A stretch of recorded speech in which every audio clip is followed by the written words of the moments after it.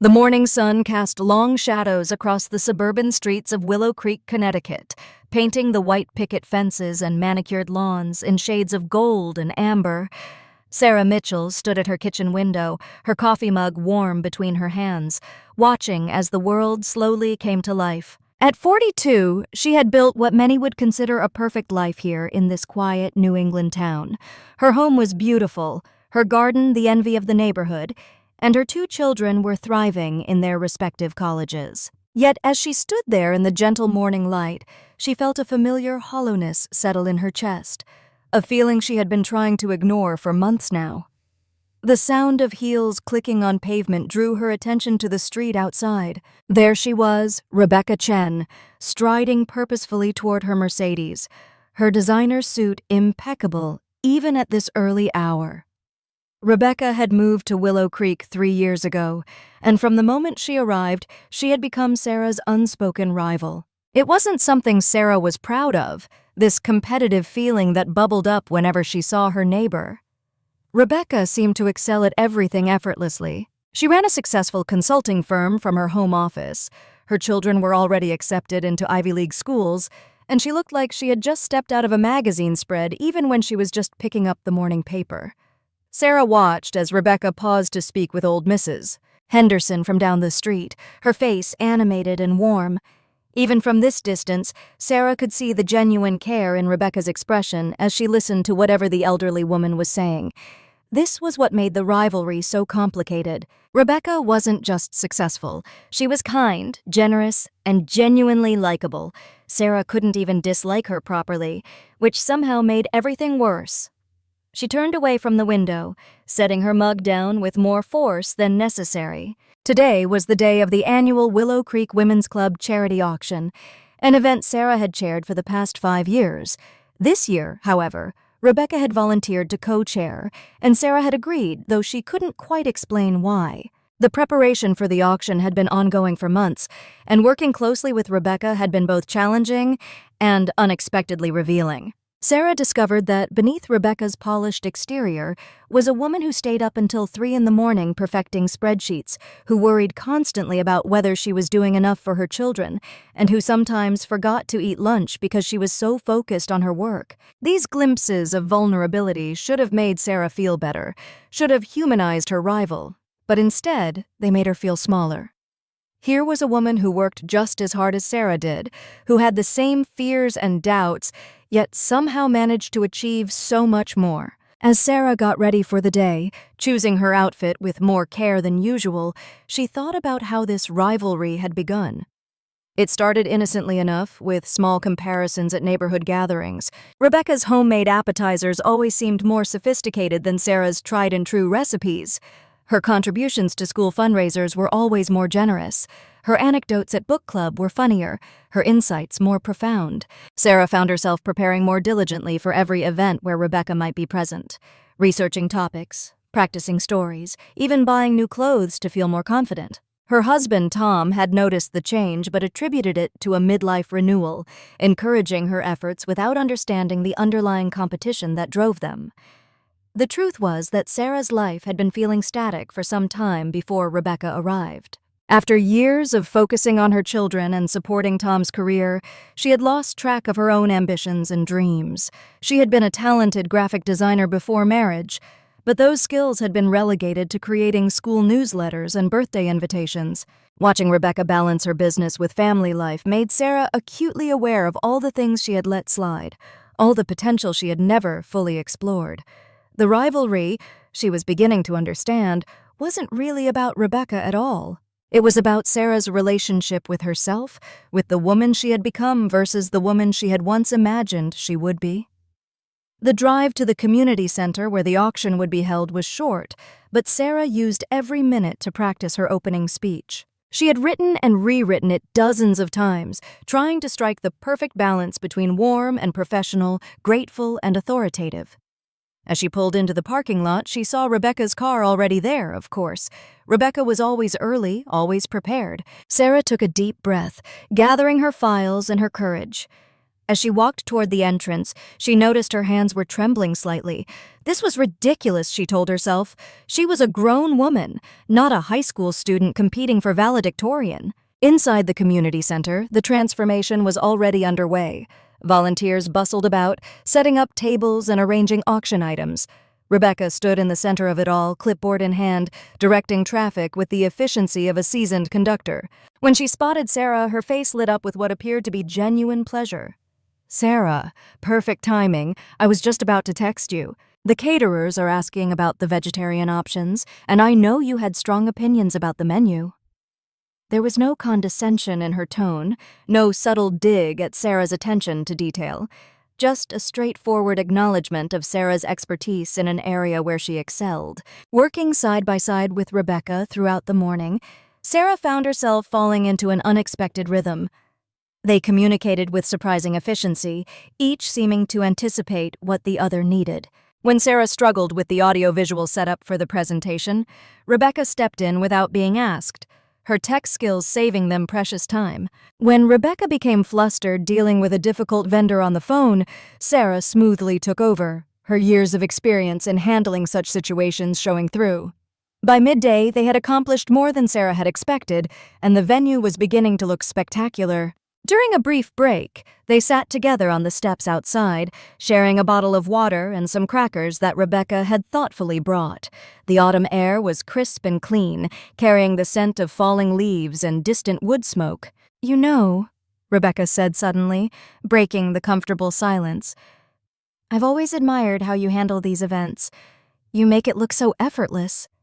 Sarah nearly choked on her water. "Effortless? I've been stressed about this for weeks." Rebecca laughed, a sound that was surprisingly unguarded. "Join the club. I've been having nightmares about forgetting to arrange the auction paddles."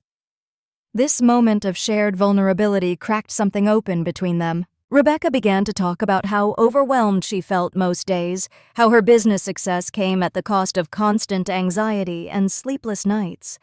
She spoke about missing her children's soccer games because of client calls, about the guilt that gnawed at her when she chose work over family time. Sarah found herself sharing her own struggles, talking about the identity crisis she had been experiencing since her children left for college, the feeling that she had lost herself somewhere along the way. They discovered they both suffered from imposter syndrome. Both felt like they were constantly falling short of some impossible standard. As the afternoon wore on and more volunteers arrived, Sarah noticed how differently she felt around Rebecca.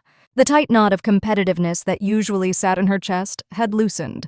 She found herself genuinely laughing at Rebecca's jokes, appreciating her suggestions without immediately trying to top them. When Rebecca complimented Sarah's solution to a last-minute seating crisis, Sarah felt the praise warm her from the inside out, untainted by suspicion or resentment. It was liberating, this release from constant comparison, like setting down a heavy bag she hadn't realized she had been carrying. The auction itself was scheduled to begin at 6 o'clock, and by 5, the community center looked transformed. Elegant table settings adorned with autumn centerpieces filled the main hall. The auction items were displayed beautifully, each with a detailed description card that Sarah had painstakingly designed. The stage was set with a podium and screen for the presentation. Everything was perfect, or as perfect as these things could be. Sarah stood surveying their work, feeling a mixture of pride and anticipation.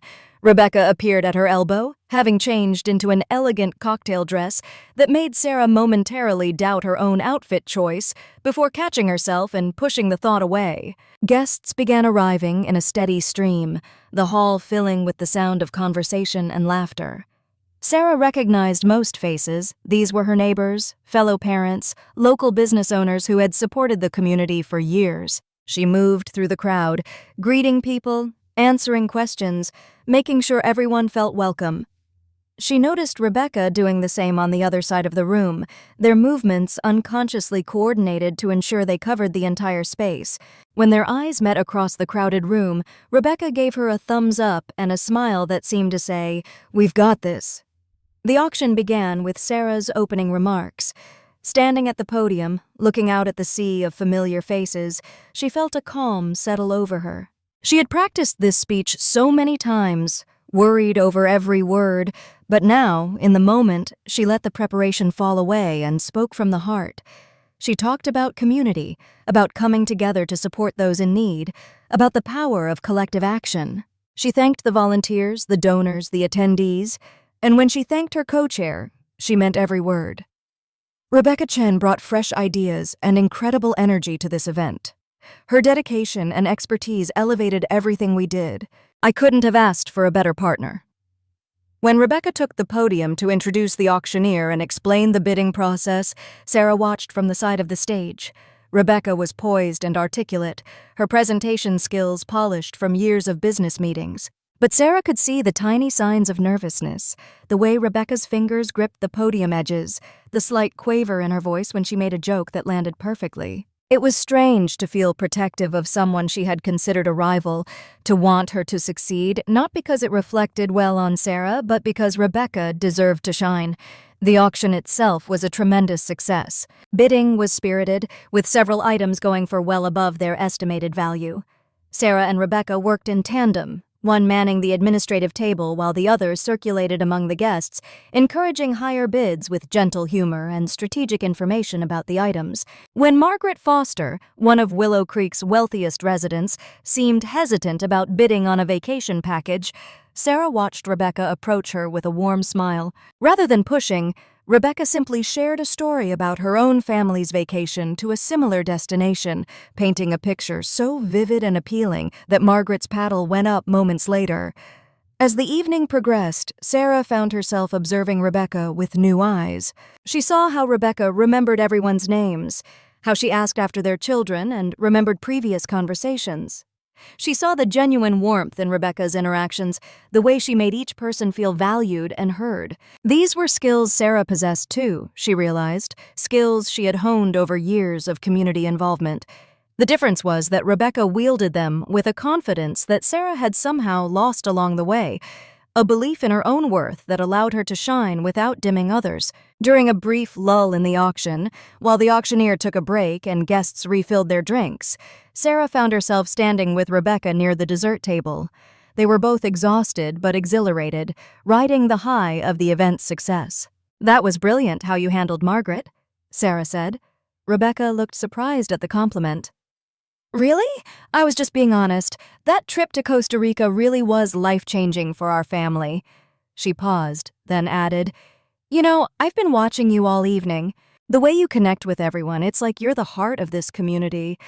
I've been here 3 years and I still feel like an outsider sometimes." This admission stunned Sarah. Rebecca, confident, successful Rebecca, felt like an outsider? "But you fit in so perfectly," Sarah said. "Everyone loves you." Rebecca's laugh was rueful. "It looks that way from the outside, doesn't it? But I work so hard at it. Sometimes I feel like I'm performing a role, you know? The successful businesswoman, the perfect mother, the involved community member. I watch you and you seem so naturally yourself. You don't seem to need to prove anything to anyone." The irony of this statement wasn't lost on Sarah. Here they were, 2 women who had been silently competing, each thinking the other had it all figured out, when in reality they were both struggling with the same insecurities and doubts. As the auction resumed for its final segment, Sarah felt a shift in her perspective that was almost physical. The lens through which she had been viewing Rebecca, and perhaps more importantly, herself, had been clouded by comparison and competition. Now, with startling clarity, she saw them both as they truly were.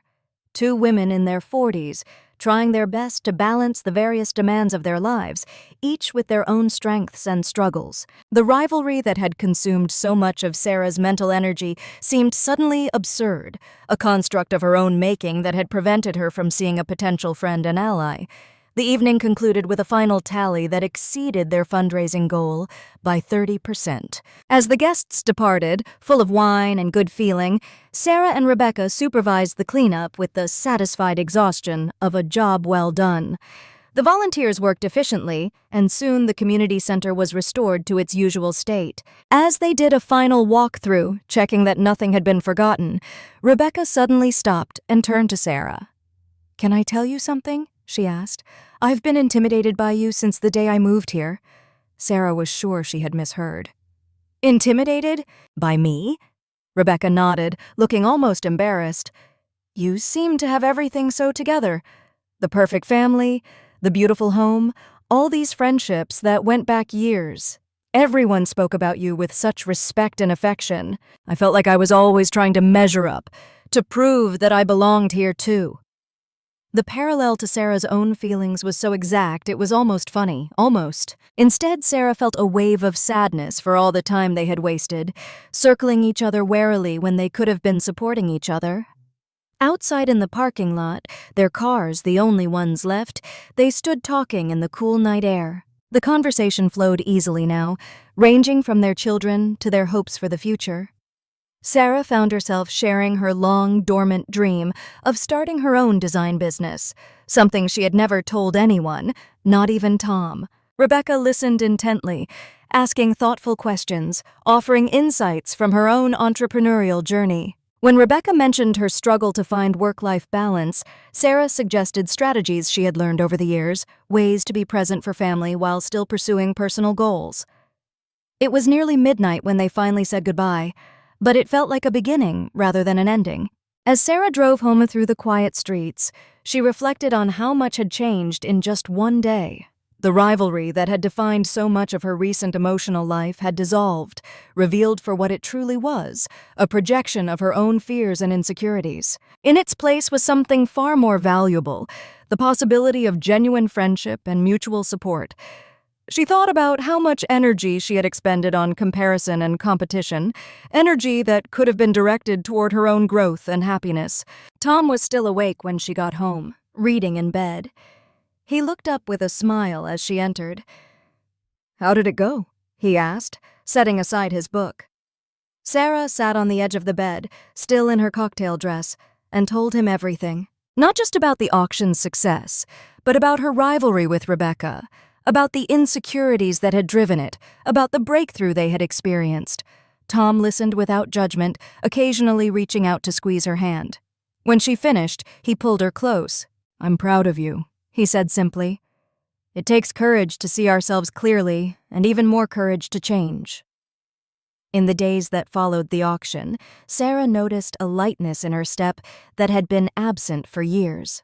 The constant mental scorekeeping that had become second nature simply stopped.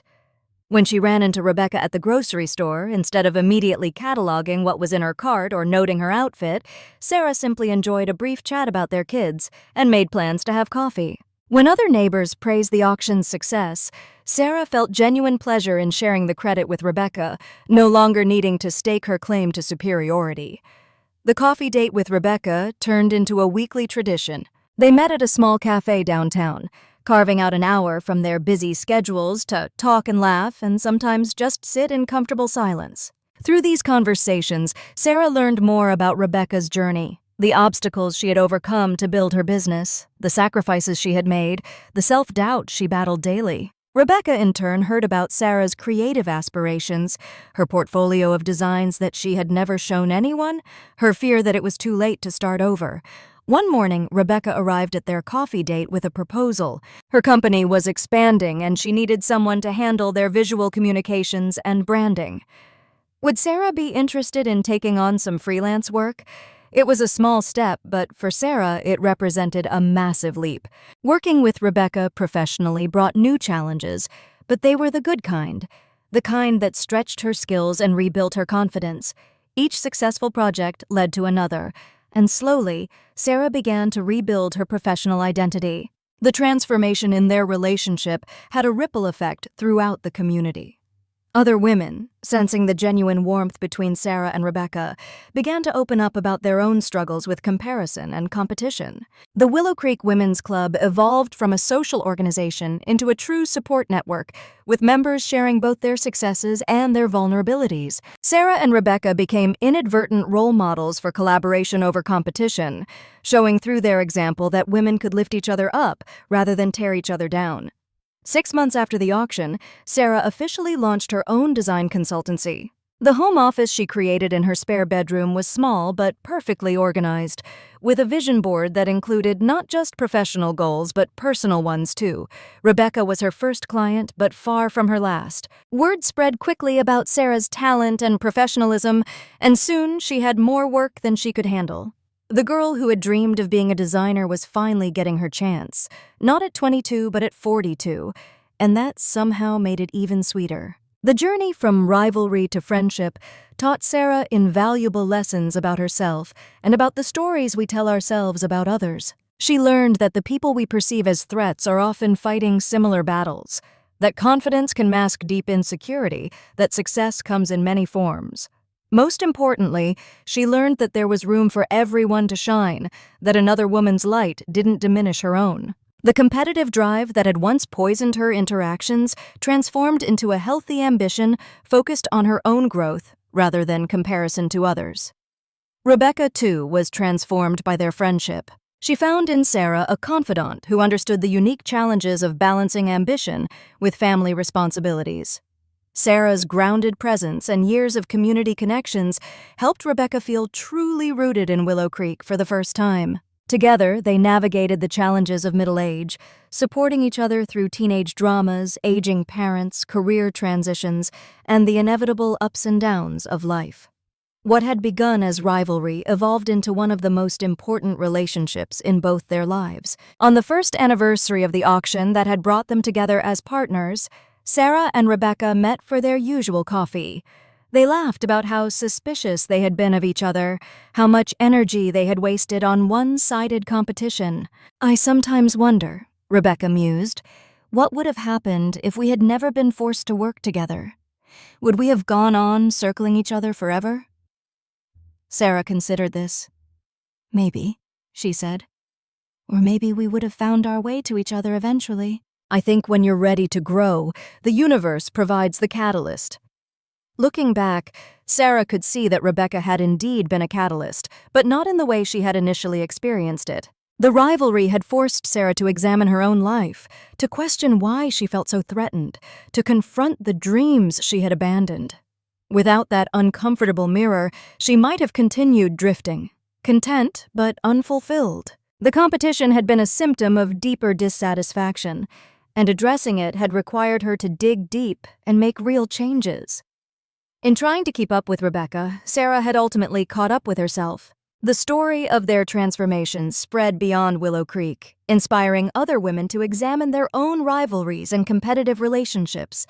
Sarah and Rebecca were invited to speak at women's conferences, sharing their journey from competition to collaboration. They always emphasized that the shift hadn't happened overnight, that it had required vulnerability, honest communication, and a willingness to see beyond surface impressions. They talked about how societal pressures often pit women against each other, creating false scarcity where abundance actually exists. In her design work, Sarah found herself drawn to projects that celebrated women's achievements and fostered collaboration. She created branding for female entrepreneurs, designed campaigns for women's organizations, and used her platform to highlight the importance of female solidarity. Each project was infused with the lessons she had learned from her own journey, the understanding that when women support each other, incredible things happen. Her business thrived not just financially, but in the satisfaction it brought her, the sense of purpose that had been missing for so long. Rebecca's business also evolved, influenced by her friendship with Sarah. She implemented more flexible policies for her employees, understanding from her own experience how challenging it could be to balance professional ambitions with personal responsibilities. She became a mentor to young women entering the business world, sharing not just strategies for success, but also the importance of building supportive relationships rather than viewing other women as competition. Together, Sarah and Rebecca created a new model for professional women in their community. Their children, home from college, noticed the change in their mothers. Sarah's daughter, Emma, commented on how much happier and more energized her mother seemed. "It's like you're becoming more yourself," she said, and Sarah knew exactly what she meant. The energy that had been trapped in comparison and self-doubt was now flowing into creative and meaningful work. Rebecca's son made similar observations, noting that his mother seemed less stressed, more present during their conversations. The positive effects rippled outward, touching every aspect of their lives. 5 years after that fateful auction, Sarah stood in her now expanded office, looking at the team of designers she had assembled. Her business had grown beyond her wildest dreams, but more than that, she had grown. The woman who had stood at her kitchen window watching Rebecca with envy and resentment seemed like a stranger now. In her place was someone who understood her own worth, who celebrated others' successes, who had learned that there was more than enough room for everyone to thrive. Rebecca, meanwhile, had successfully expanded her consulting firm nationally while maintaining the work-life balance she had struggled to find. She often credited Sarah's influence for helping her see that success didn't have to come at the cost of personal happiness. Their weekly coffee dates continued, though sometimes they were virtual when Rebecca traveled. The friendship that had emerged from rivalry had become one of the most stable and nurturing relationships in both their lives, a testament to the power of vulnerability and genuine connection. As they sat together one autumn morning, the leaves outside the cafe window ablaze with color, Sarah reflected on the journey they had taken. "Do you ever think about how different things might have been?" she asked Rebecca. "If we had just continued as rivals?" Rebecca smiled, stirring her latte thoughtfully. "Sometimes, but I think everything happened exactly as it needed to. We weren't ready for friendship until we had confronted our own insecurities. The rivalry was a necessary step in our growth." Sarah nodded, understanding perfectly. The pain of comparison had been a teacher, pushing them both toward greater self-awareness and ultimately toward each other. The lesson they had learned together was one that many women struggled with throughout their lives. In a world that often pitted women against each other for limited spaces at the table, Sarah and Rebecca had discovered that they could make the table bigger. They could create their own opportunities and lift each other up in the process. The scarcity mindset that had fueled their initial rivalry was replaced by an abundance mentality that enriched not just their own lives, but the lives of everyone around them. Their story became a touchstone for other women in Willow Creek and beyond. When conflicts arose in the women's club or in their professional circles, someone would inevitably reference Sarah and Rebecca's transformation. It had become shorthand for the possibility of moving beyond competition to collaboration. Young women entering the workforce sought their mentorship, wanting to learn how to navigate professional relationships without falling into the comparison trap. Sarah and Rebecca always emphasized that it was an ongoing practice, not a one-time transformation. In quiet moments, Sarah sometimes thought about the woman she had been before Rebecca entered her life. That woman had been stuck, afraid to pursue her dreams, defining herself primarily through her roles as wife and mother. The rivalry, painful as it had been, had awakened something dormant within her. It had forced her to confront the gap between who she was and who she wanted to be. Rebecca had been the catalyst, but Sarah had done the work of transformation. She had chosen growth over stagnation, courage over comfort. Rebecca had her own reflections on their journey. Moving to Willow Creek, she had felt the pressure to prove herself, to show that she belonged in this established community. Sarah had represented everything Rebecca felt she needed to be, the perfect suburban woman with deep roots and effortless belonging. The rivalry had pushed Rebecca to examine why she felt so inadequate, why external validation mattered so much to her.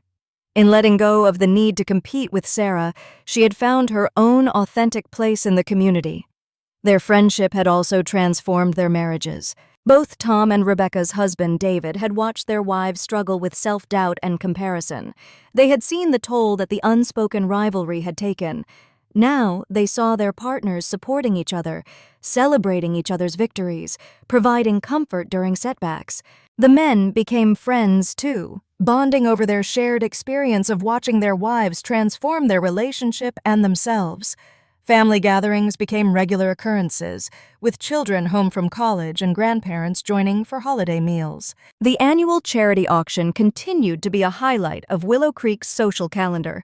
Sarah and Rebecca co-chaired it for several more years before passing the torch to younger women in the community. They remained involved as advisors, sharing their experience and ensuring that the event maintained its spirit of collaboration and community service. Watching new generations of women work together, they felt a deep satisfaction in knowing they had played a part in changing the culture of their community. On a particularly beautiful spring morning, as they walked through the park after their coffee date, Rebecca turned to Sarah with tears in her eyes. "I need to thank you," she said suddenly. Sarah was surprised. "Thank me? For what?" Rebecca stopped walking, taking Sarah's hands in hers. "For showing me what a real friendship looks like, for being vulnerable enough to let me see your struggles, for transforming what could have been a toxic rivalry into the most important friendship of my life." Sarah felt her own eyes fill with tears. They embraced there in the park, two women who had traveled from suspicion to support, from competition to deep care. The ripple effects of their transformation continued to spread. Their daughters, watching their mother's friendship, learned different lessons about female relationships than previous generations might have. They saw that women could be ambitious and supportive, that success wasn't a zero-sum game, that vulnerability was a strength rather than a weakness. Emma and Rebecca's daughter, Lily, became close friends themselves, carrying forward the legacy of collaboration their mothers had created. In professional settings, both Sarah and Rebecca became known for their commitment to lifting other women up. They sponsored female entrepreneurs, created networking opportunities, and always made time to mentor those who were struggling with similar issues of comparison and self-doubt. Their businesses thrived, not in spite of this generosity, but because of it. They had discovered that success shared was success multiplied, that creating opportunities for others often led to unexpected opportunities for themselves. As they approached their 50th birthdays, Sarah and Rebecca decided to mark the milestone together with a joint celebration. The party was a testament to the life they had built, both separately and together. The room was filled with family, friends, colleagues, and community members whose lives they had touched. Speeches were made, tears were shed, and laughter rang out as people shared stories of how these two women had impacted their lives. The transformation from rivals to best friends had created a legacy that extended far beyond their individual achievements. Standing together as the evening wound down, looking out at the gathered crowd, Sarah and Rebecca marveled at the journey they had taken. From that morning when Sarah had watched Rebecca through her kitchen window with envy and resentment to this moment of shared celebration and deep friendship, they had traveled an extraordinary path. They had learned that the rival we see in another is often a reflection of the fears we harbor about ourselves. They had discovered that vulnerability could bridge the widest gaps, and that supporting another's success in no way diminished their own. The story of Sarah and Rebecca became a parable for their community, a reminder that transformation was always possible, that the people who challenge us most might become our greatest allies. It was a story about middle-aged women refusing to be invisible, about finding new dreams when old ones had been fulfilled, about the power of female friendship to heal and inspire. Most of all, it was a story about choosing love over fear, collaboration over competition, and discovering that the best rival might just be your future best friend. As they cleared away the last of the party decorations, Rebecca asked Sarah, "What's next for us?" Sarah smiled, thinking of all the possibilities that lay ahead. "Whatever it is," she said, "we'll figure it out together." And in that simple statement lay the truth they had discovered through their journey. Life was not a competition to be won, but an adventure to be shared. The rivalry that had once divided them had ultimately united them, teaching them that the greatest victory was not in defeating another, but in lifting each other up.